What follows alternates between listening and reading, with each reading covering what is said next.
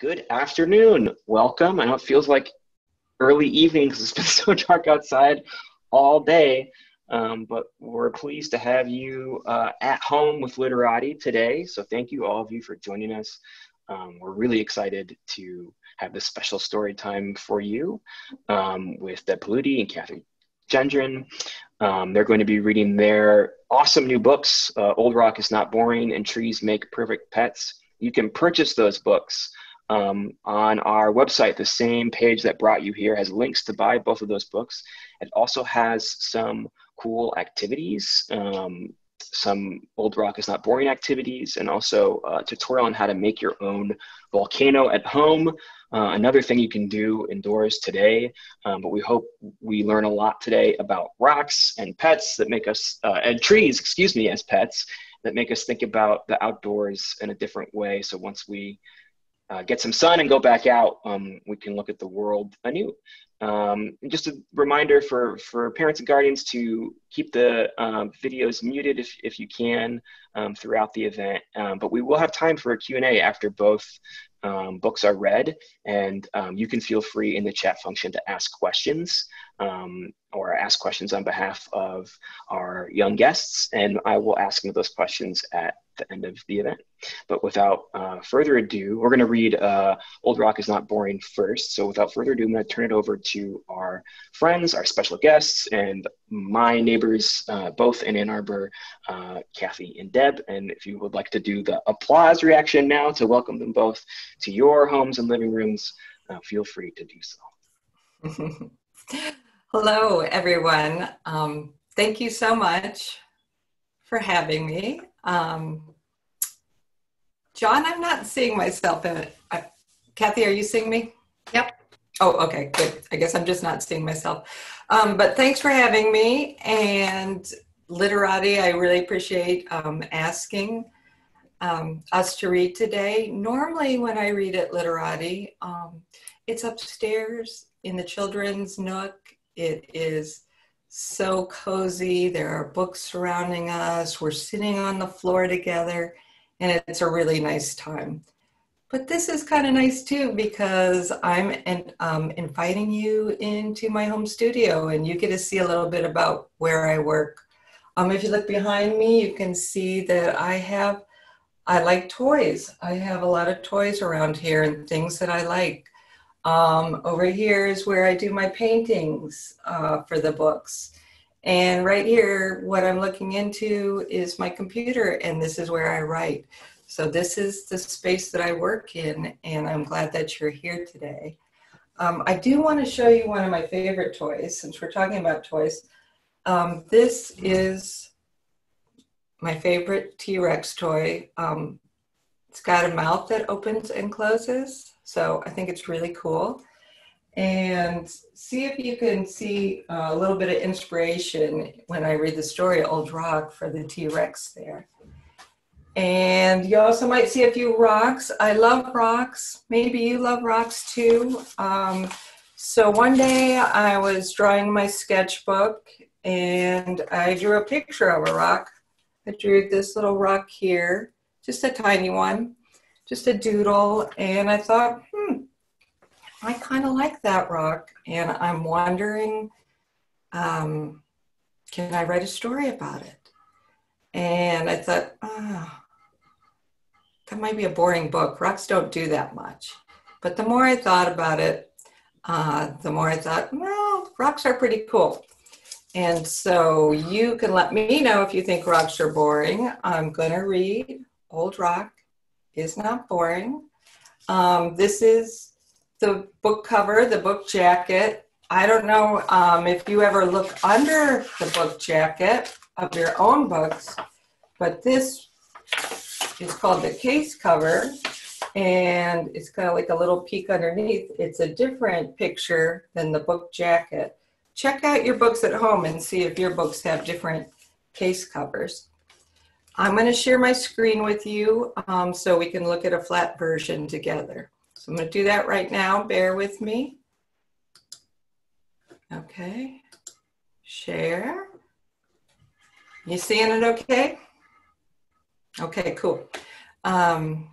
So Old Rock is not boring.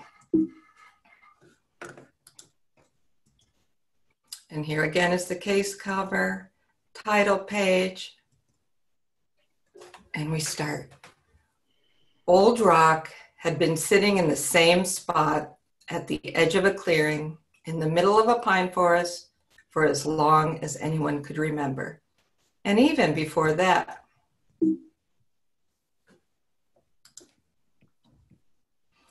Being a rock seems awfully boring, said Tall Pine.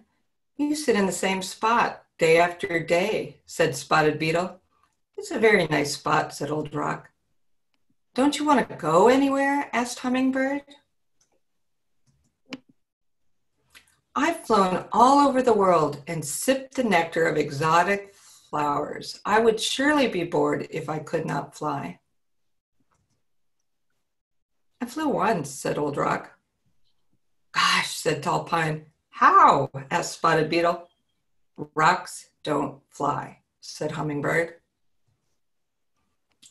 Old Rock told them about the time in the beginning when darkness was all around. And then I erupted out of a volcano and soared through a fiery sky into the bright light of a new world. So it was just the one time, said Hummingbird. And now you're sitting here, said Tall Pine. Being bored, said Spotted Beetle. I'm not bored, said Old Rock. Don't you want to see more? Asked Spotted Beetle. If I climbed to the tip-top branch of Tall Pine, I might see a deer mouse nibbling seeds in a nearby tree, or watch ships sailing across the big lake. Old Rock said, I've seen a lot. And Old Rock told them about the time a group of friendly dinosaurs lumbered by, munching every leaf in sight. Then, many years later, a not-so-friendly dinosaur came looking for a meal. And you could see the T-Rex there asking Old Rock if she'd seen the dinosaur. She says, no, I haven't seen her. And the little dinosaur says, thanks. Time passed, things changed, and the world chilled. Which wasn't too bad, because Old Rock took a ride in a glacier and toured the land.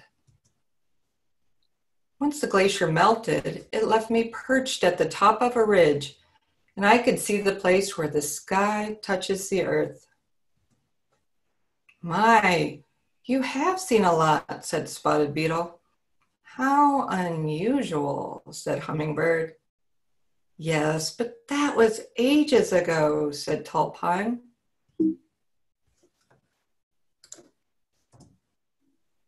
Aren't you bored now? Don't you want to move?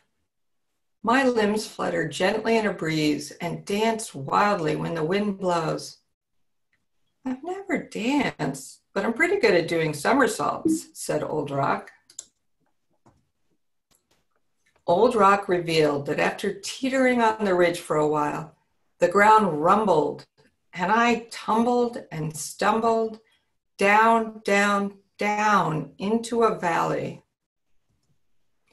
Grasses grew, mastodons roamed, and lakes formed. And Old Rock says, shouldn't you be roaming to a mastodon? I never knew a rock had moves like that, said Tall Pine. I wish I could have seen those things, said Spotted Beetle. What happened next? Asked Hummingbird. A pine forest sprouted up around me. One day, a strong breeze shook a pine cone loose. From the pine cone, a seed fell onto the forest floor. I watched that seedling grow to be the tall pine who dances in the wind and keeps me company. Sometimes a spotted beetle wanders along to report all that he sees. And every so often, the loveliest hummingbird stops to rest after a long flight, and she describes the amazing places she's visited. It's a very nice spot, said Old Rock. Yes, it is, agreed Tall Pine. Very nice, said Spotted Beetle. Not boring at all, said Hummingbird. That's the end of the story. And if you turn the page, there's one more page and it's a timeline, and you could see just how long ago it was that Old Rock formed, 1.8 billion years ago. And you can follow the timeline, all the things that happened throughout the history, and see Old Rock in the present day. So you can check that out in the book sometime and read more about the rock. And I'm going to stop sharing now. So thank you so much for listening to the story. I'm really glad you were here with me. And now it is time for my friend Cathy Gendron to read her book, Trees Make Perfect Pets. And you could see her cool studio and her just wonderful illustrations. Thanks so much. Cathy? Thanks, Deb. Hi, I'm Cathy. Thank you, everybody, for being with us today and for listening in. Thanks to Literati, too, for inviting me. This is the first time I've ever done anything like this, so I'm kind of excited. I used to work at my house like Deb does for a long time. And about 10 years ago, I started working from this studio, which is upstairs of an old warehouse building. And I can't see myself, so I'm just assuming you guys can see. I'm going to show you what my studio looks like.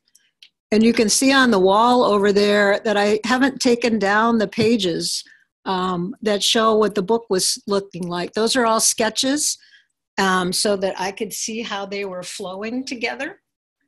And there's the rest of my upstairs studio.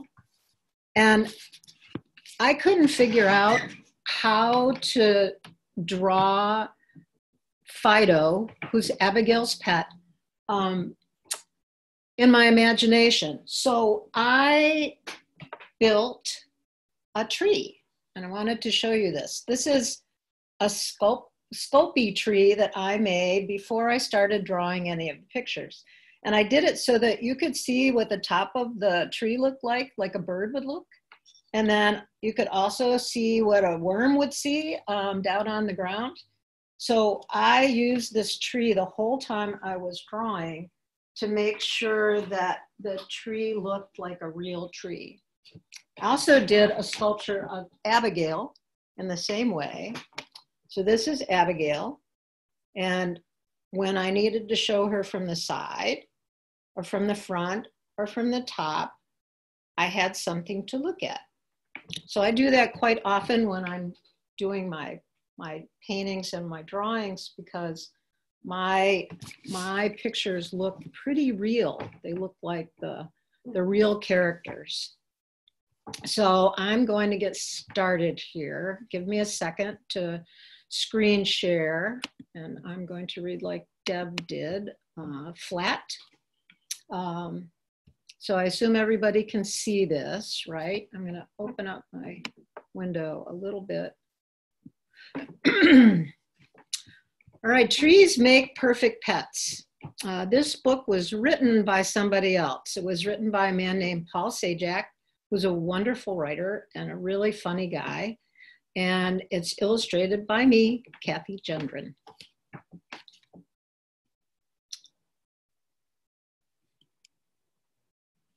All right, Trees Make Perfect Pets. Birthdays are the best days for wishes. And on this particular birthday, Abigail wished for a pet. Her brother wanted a dog, their man's best friend. Her father suggested a hamster. They're so fluffy. Her mom thought a bird would be nice. They make beautiful music. Abigail had another idea. I want a tree. A what? They all gasped. A tree. They're the greatest pets in the world.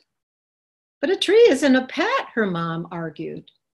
Of course it is, Abigail said. It's quiet, easy to take care of.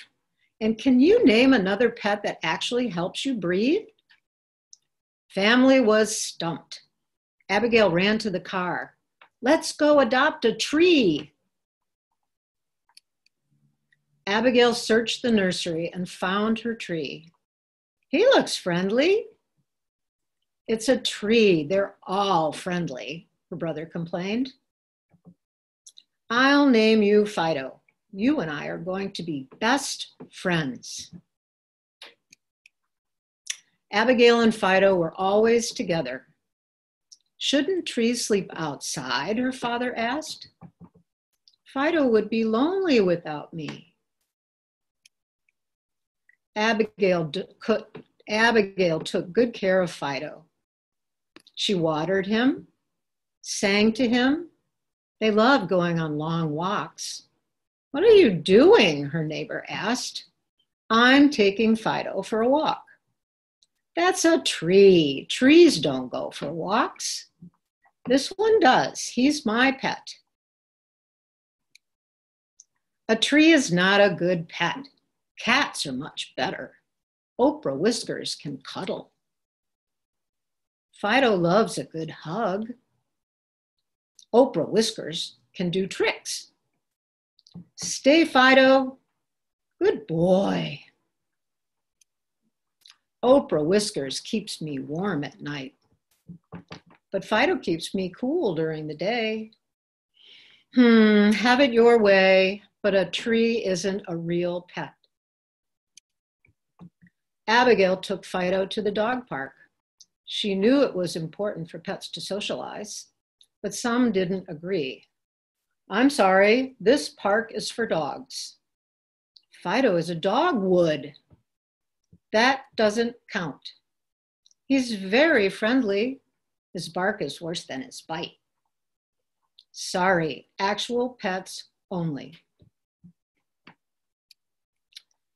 Abigail didn't care what other people thought of Fido. She didn't mind that Fido couldn't go where other pets could. She didn't mind that Fido was only good at fetching kites and didn't like to give them back. She didn't mind that he sometimes had accidents. None of that mattered because Fido was her pet. But like all pets, Fido grew. I'm gonna have to move this over because I can't see the edge of my screen. Sorry, guys.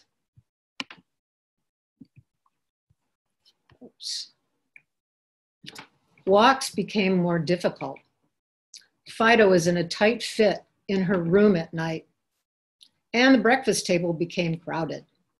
There are leaves in my cereal again. Honey, Fido is too big to live in the house. He needs a permanent home, her mom said.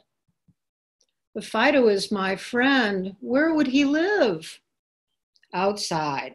A tree belongs in the ground, her father explained. Abigail's heart broke. Fido had grown too big for the house. Keeping him inside was not fair to him. She found a sunny spot in the yard and dug him a new home. But Abigail wasn't ready to let go. Worried that Fido felt scared and alone, Abigail kept him company under the stars. When morning came, Abigail woke up to birds singing. Mom, Dad, come quick. Her family rushed outside to see what the commotion was. Fido's made new friends. I guess a tree can be man's best friend, her brother said. Abigail hugged Fido. A tree is everyone's best friend. The end. Okay, I'm going to stop sharing. Go back to the view. So that's it for me. Thank you guys. Thank you everyone for coming. It was really fun to share Fido and Abigail with you today. Thanks, everybody. If you want to give another round of virtual applause with your reactions, claps, you can do so. Just going to see if anyone has any questions. We've got a little bit of a chance here to ask them in the chat. for both Cathy and Deb. Like I said, if you want to bring the books home, there is links to them on the very page that you joined the meeting today. And there's also some links to some additional activities there.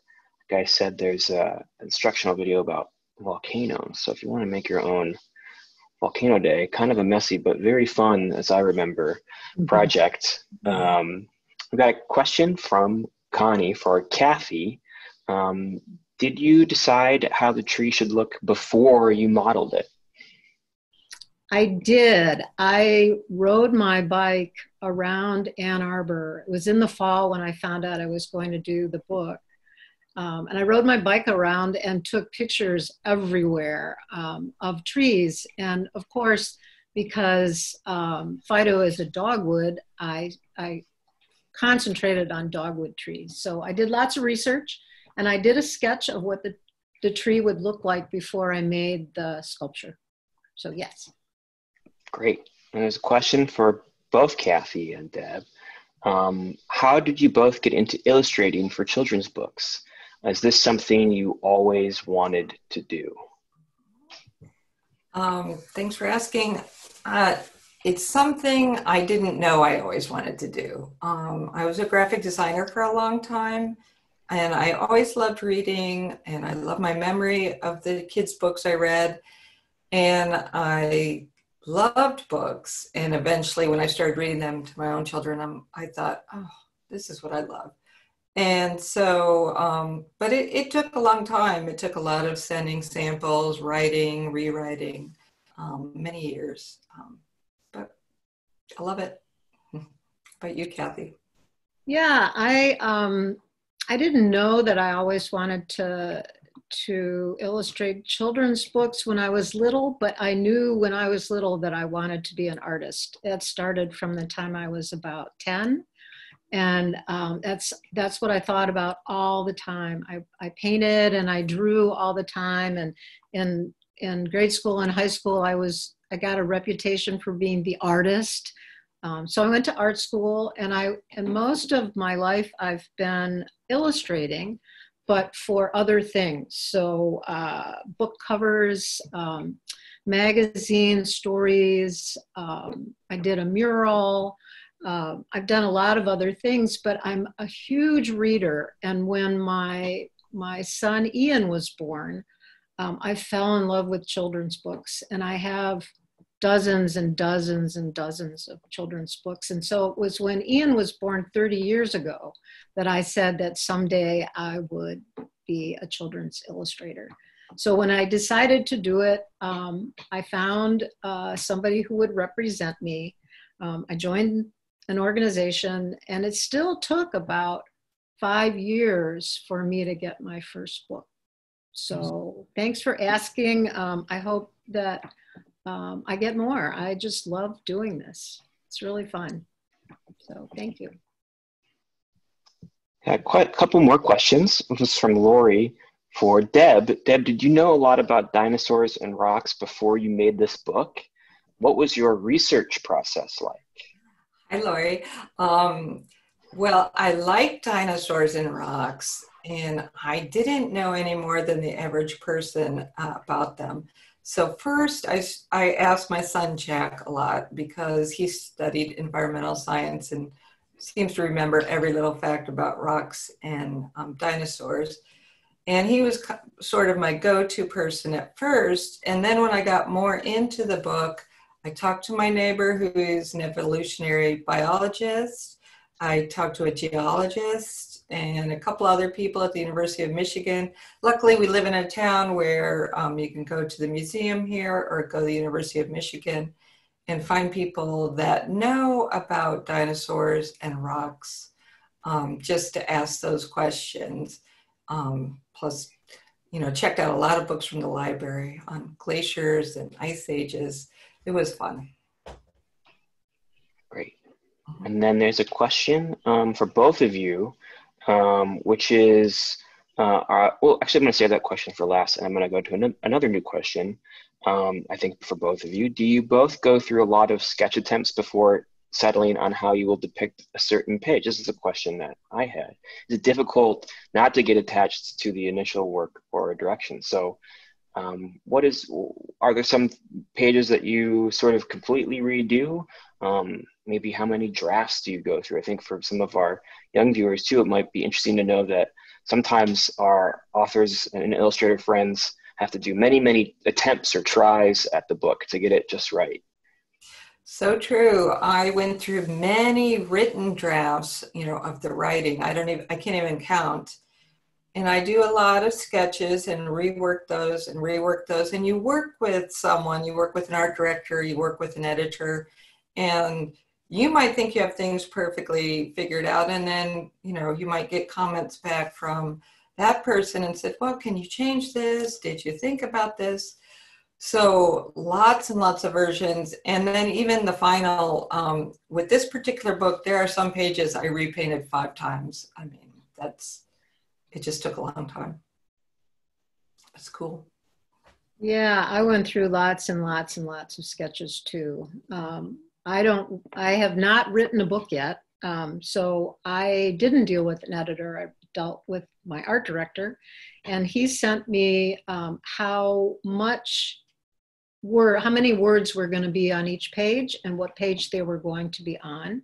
So after that, it was all up to me to decide what kind of pictures I wanted to make to describe the words on each page. And we started out, and Deb, you probably did this too, you start out by drawing things called thumbnails like this big. And then those get approved, and then you start the work on kind of expanding on the thumbnails till they look like what they're supposed to look like.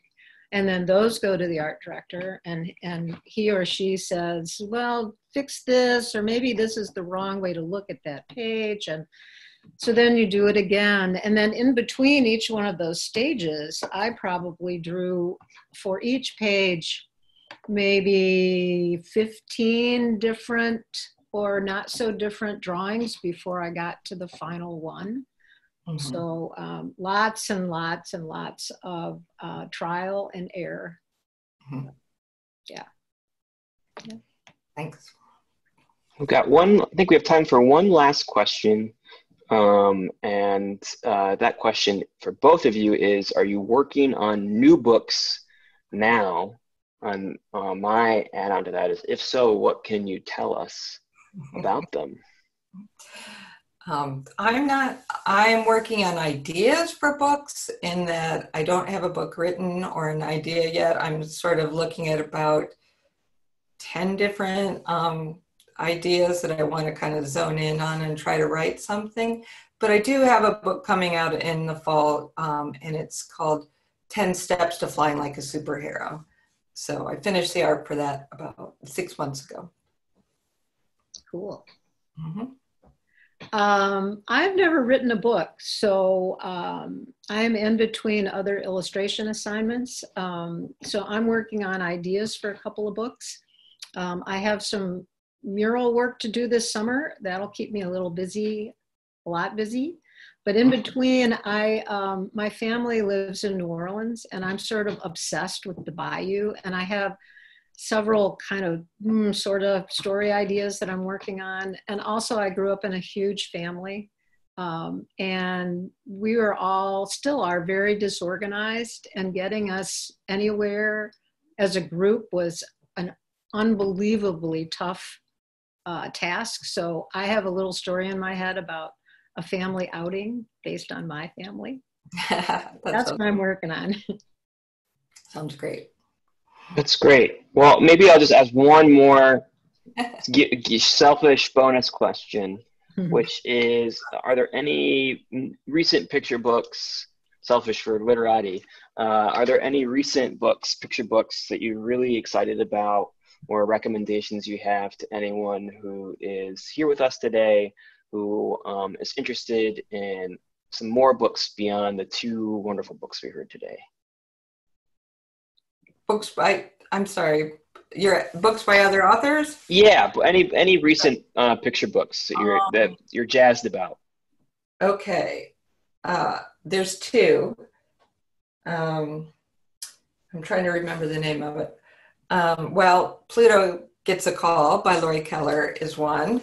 And Lori's watching right now. So, and Cathy, you see if you can think of something, and I'm going to go pull something from my bookshelf, okay? I do have a book. I haven't bought it yet. And the author's name is just escaping me, but it's called Outside In. And it has the most wonderful watercolor illustrations. Do you know, John, who the author? It's Deborah.